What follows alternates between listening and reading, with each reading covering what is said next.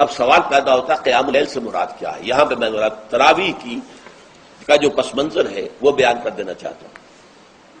دیکھیے، جیسا کہ ہم نے خطبے میں بھی دیکھ لیا، اللہ نے قیام اللیل جو ہے اسے فرض نہیں ٹھہرایا تطوعا، قرآن مجید میں بھی اس کا کوئی ذکر نہیں، احادیث میں اس کی تشویق و ترغیب پوری موجود ہے، ایک اور حدیث بھی ہم بعد میں پڑھیں گے اس پر۔ اس کا پس منظر کیا تھا کہ اس کو چھوڑ دیا گیا۔ اب ظاہر بات ہے مسلمانوں میں کمزور بھی ہیں، مسلمانوں میں وہ مزدوری کرنے والے بھی ہیں، روزہ تو فرض ہے ان پر، چاہے مئی کا مہینہ ہے اور گندم کاٹنی ہے، روزہ تو پھر بھی رکھنا ہوگا، یہ سب کچھ ہے، لیکن یہ کہ رات کو پھر کھڑے رہنا ان کے لیے، جاگنا ممکن نہیں، لہذا ان کے اوپر یہ چیز فرض نہیں۔ حضور نے تراویح کی نماز یا قیام اللیل نہ اسے فرض قرار دیا، نہ اس کے بعد جماعت کوئی اہتمام کیا مستقل، صرف 3 راتیں آپ نے جماعت کروائی ہے، اس میں 8 رکعتیں آپ نے پڑھی ہیں کہ جو آپ کا معمول تھا تہجد کا وہ پڑھی، اور تہجد کے وقت ہی جماعت کرائی ہے۔ یہ ہے وہ حدیث۔ اس کے علاوہ کسی نماز تراویح جو ہے جو ہم پڑھتے ہیں 20 رکعتیں عشاء کے ساتھ متصل، اس کا کوئی ذکر نہ دور نبوی میں ہے نہ دور صدیق اکبر میں ہے۔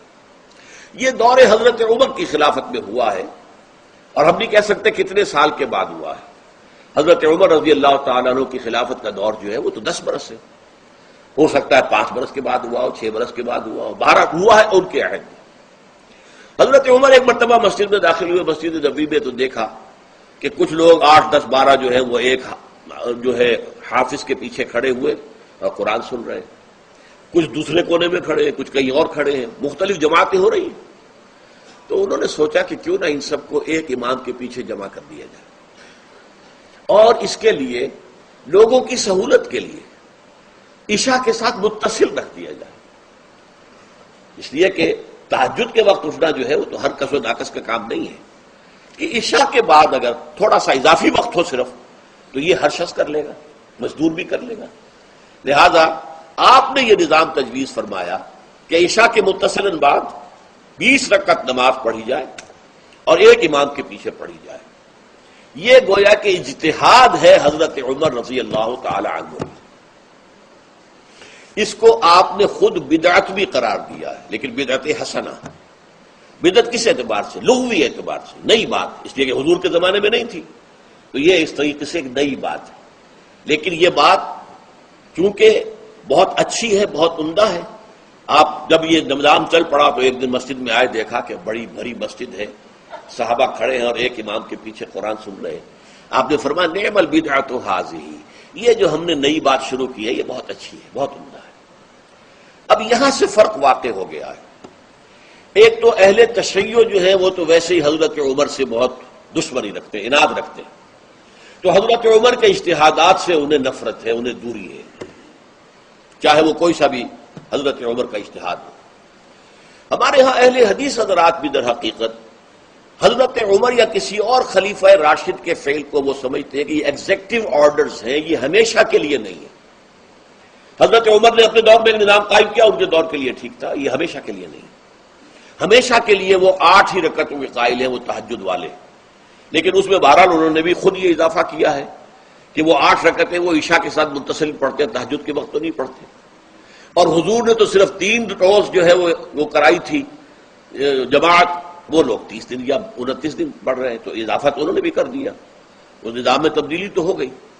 لیکن اہل سنت جو کہلاتے ہیں، ہمارے جو 4 جو ہیں، جو ہمارے مسلک ہیں، حنفی، مالکی، شافعی، حنبلی، ان کا اتفاق ہے اس پر حضرت عمر کا، کیونکہ ان کے سامنے اصول یہ ہے کہ حضور نے فرمایا علیکم بسنتی وسنت الخلفاء الراشدین المہدیین، تم پر لازم ہے کہ میری سنت کو پکڑو مضبوطی کے ساتھ، اور میرے خلفاء راشدین مہدیین جو ہیں ان کی سنت کو پکڑو۔ اس اصول سے یہ 4 فقہ جو ہیں حضرت عمر کے اجتہادات جو ہیں ان کو بھی پابندی سمجھتے ہیں کہ تمام عمر کے لیے، قیامت تک کے لیے امت مسلمہ پر ان کی پیروی لازم ہے، لہذا اس میں اجماع ہے۔ اور یہاں تک کہ یہ سب سے آخری جو اس میں مسلک پیدا ہوا ہے زمانی اعتبار سے، سب سے پہلے مسلک جو ہے حنفی پیدا ہوا ہے، پھر مالکی پیدا ہوا ہے، پھر شافعی پیدا ہوا ہے، اور پھر حنبلی آخری ہے۔ اور امام احمد ابن حنبل بہت بڑے محدث بھی ہیں. مسند احمد ابن حنبل جو ہے وہ بہت بڑی کتاب ہے، بہت اہم کتاب ہے، جامع کتاب ہے.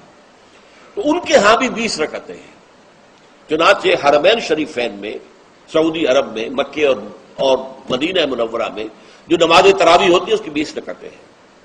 لیکن اہل حدیث حضرات جو ہے وہ اس 8 کے اوپر اتفاق کرتے ہیں. بہرحال یہ ایک اختلاف ہے جو میں نے اس کا پس منظر بیان کر دیا.